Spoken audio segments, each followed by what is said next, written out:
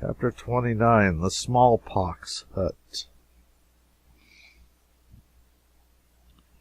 When we arrived at that hut at mid-afternoon, we saw no signs of life about it. The field nearby had been denuded of its crop some time before, and had a skinned look, so exhaustively had it been harvested and gleaned. Fences, sheds, everything had a ruined look and were eloquent of poverty. No animal was around anywhere, no living thing in sight. The stillness was awful. It was like the stillness of death. The cabin was a one-story one, whose thatch was black with age and ragged from lack of repair. The door stood a trifle ajar. We approached it stealthily, on tiptoe and at half-breath, for that is the way one's feeling makes him do at such a time. The king knocked. We waited. No answer. Knocked again. No answer. I pushed the door softly open and looked in. I made out some dim forms, and a woman started up from the ground and stared at me, as one does who is awakened from sleep. Presently she found her voice. "Have mercy," she pleaded. "All is taken. Nothing is left." "I have not come to take anything, poor woman." "You are not a priest?" "No." "Nor come not from the lord of the manor?" "No, I am a stranger." "Oh, then, for the fear of God, who visits with misery and death such as be harmless, tarry not here, but fly. This place is under his curse, and his churches." "Let me come in and help you. You are sick and in trouble." I was better used to the dim light now, and I could see her hollow eyes fixed upon me. I could see how emaciated she was. "I tell you, the place is under the church's ban. Save yourself and go, before some straggler see thee here and report it." "Give yourself no trouble about me. I don't care anything for the church's curse. Let me help you." "Now, all good spirits, if there be any such, bless thee for that word. Would God I had sup of water, but hold, forget I said it, and fly. For there is that here that even he that feareth not the church must fear. This disease whereof we die, leave us, thou brave and good stranger, and take with thee such whole and sincere blessing as them that be accursed can give." But before this I had picked up a wooden bowl and was rushing past the king on my way to the brook. It was 10 yards away. When I got back and entered, the king was within, and was opening the shutter that closed the window hole to let in air and light. The place was full of a foul stench. I put the bowl to the woman's lips, and she gripped it with an eager talons. The shutter came open, and a strong light flooded her face. Smallpox. I sprang to the king and said in his ear, "Out of the door, on the instant, sire. The woman is dying of that disease that wasted the skirts of Camelot 2 years ago." He did not budge. "Of a truth I shall remain, and likewise help." I whispered again, "King, it must not be. You must go." "Ye mean well, and ye speak not unwisely, but it were shame that a king should know fear, and shame that belted knight should withhold his hand where be such as need succor. Peace! I will not go. It is you who must go. The church's ban is not upon me, but it forbiddeth you to be here, and she will deal with you with a heavy hand, and word come to her of your trespass." It was a desperate place for him to be in, and might cost him his life, but it was no use to argue with him. If he considered his knightly honor at stake here, that was the end of the argument. He would stay, and nothing could prevent it. I was aware of that, and so I dropped the subject. The woman spoke. Fair sir, of your kindness, will you climb the ladder there and bring me news of what ye find? Be not afraid to report, for times can come when even a mother's heart is past breaking, being already broke. Abide, said the king, and give the woman to eat. I will go. And he put down the knapsack. I turned to start, but the king had already started. He halted and looked down upon a man who lay in a dim light and had not noticed us thus far, or spoken. Is it your husband? The king asked. Yes. Is he asleep? God be thanked for one charity. Yes, these 3 hours. Where shall I pay to the full my gratitude, for my heart is bursting with it for that sleep he sleepeth now. I said, we will be careful. We will not wake him. Ah, no, that ye will not, for he is dead. Dead? Yes, what triumph it is to know it. None can harm him. None can insult him more. He is in heaven now and happy. Or if not there, he bides in hell and is content, for in that place he will find neither abbot nor yet bishop. We were boy and girl together. We were man and wife these 25 years, and never separated till this day. Think how long that is to love and suffer together. This morning was he out of his mind, and in his fancy we were boy and girl again, and wandering in the happy fields. And so, in that innocent, glad converse, wandered he far and farther, still lightly gossiping, and entered into those other fields we know not of, and was shut away from mortal sight. And so there was no parting, for in his fancy I went with him, and he knew not I went with him, my hand in his, my young soft hand, not this withered claw. Ah, yes, to go and know it not, to separate and know it not.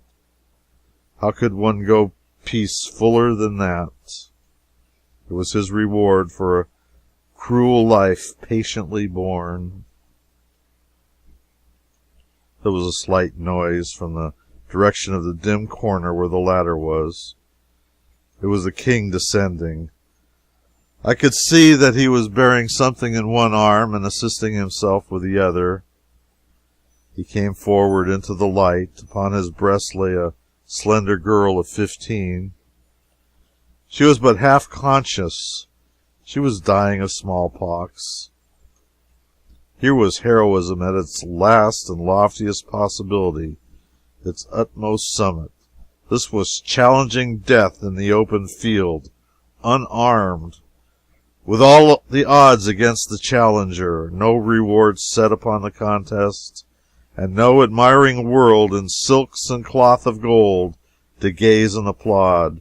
And yet the king's bearing was as serenely brave as it had always been in those cheaper contests where night meets night in equal fight, and clothed in protecting steel. He was great now, sublimely great. The rude statues of his ancestors in his palace should have an addition. I would see to that. And it would not be a mailed king killing a giant or a dragon like the rest. It would be a king in commoner's garb, bearing death in his arms, that a peasant mother might look last upon her child and be comforted. He laid the girl down by her mother and poured out endearments and caresses from an overflowing heart, and one could detect a flickering, faint light of response in the child's eyes, but that was all. The mother hung over her, kissing her, petting her, and imploring her to speak, but the lips only moved and no sound came. I snatched my liquor flask from the knapsack, but the woman forbade me and said, "No, she does not suffer. It is better so. It might bring her back to life.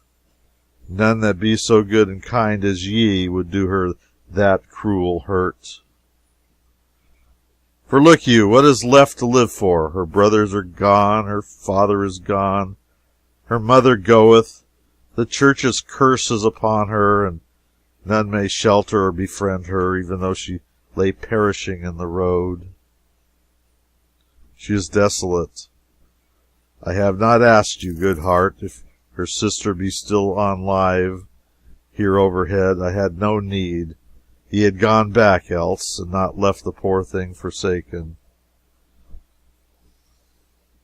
She lieth at peace, interrupted the king in a subdued voice. I would not change it. How rich is this day in happiness! Ah, my Annis, thou shalt join thy sister soon. Thou art on thy way, and these be merciful friends that will not hinder.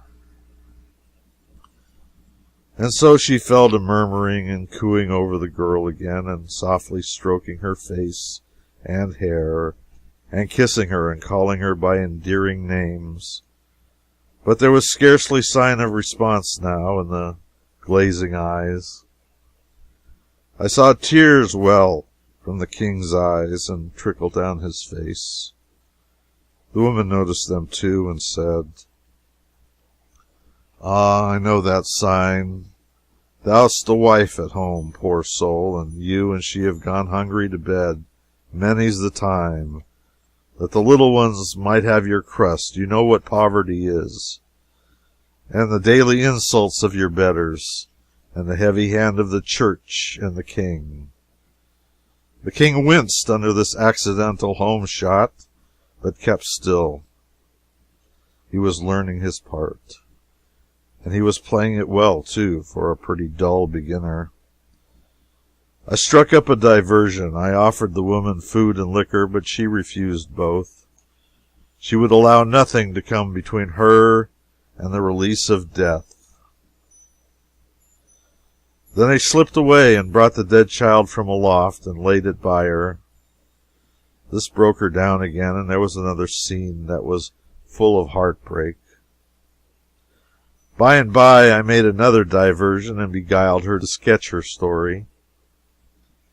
You know it well yourselves, having suffered it, for truly none of our condition in Britain escape it. It is the old, weary tale. We fought and struggled and succeeded, meaning by success that we lived and did not die. More than that is not to be claimed.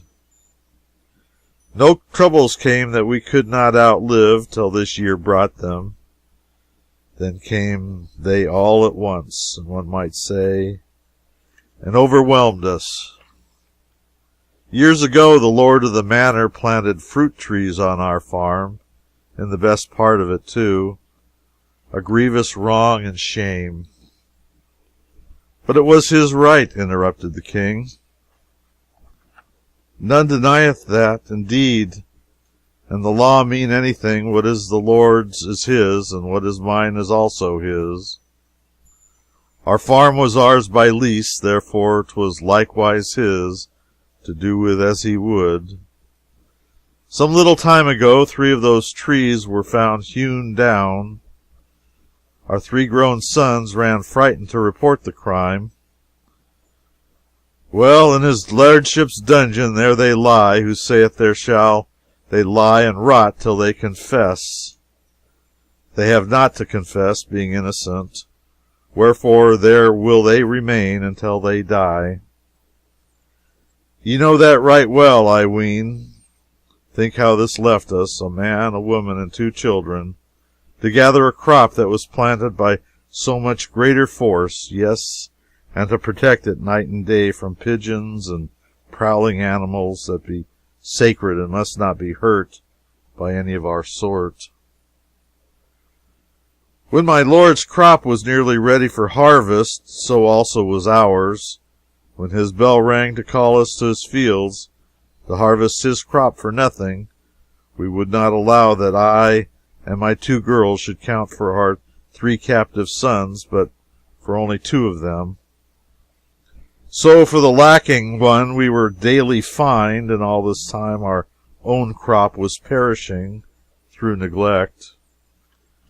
And so both the priest and his lordship fined us because their shares of it were suffering through damage. In the end, the fines ate up our crop, and they took it all. They took it all and made us harvest it for them without pay or food, and we starving. Then the worst came, when I, being out of my mind with hunger and loss of my boys, and grief to see my husband and little maids in rags and misery and despair, uttered a deep blasphemy, 1,000 of them, against the church and the church's ways. It was 10 days ago. I had fallen sick with this disease, and it was to the priest I said the words, for he was come to chide me for lack of due humility under the chastening hand of God. He carried my trespass to his betters. I was stubborn, wherefore presently upon my head and upon all heads that were dear to me fell the curse of Rome. Since that day we are avoided, shunned with horror. None has come near this hut to know whether we live or not. The rest of us were taken down. Then I roused me and got up, as wife and mother will. It was little they could have eaten in any case. It was less than little that we had to eat. But there was water, and I gave them that. How they craved it, how they blessed it. But the end came yesterday. My strength broke down.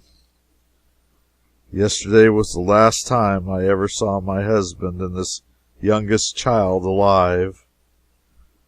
I have lain here all these hours, these ages, ye may say, listening for any sound up there that...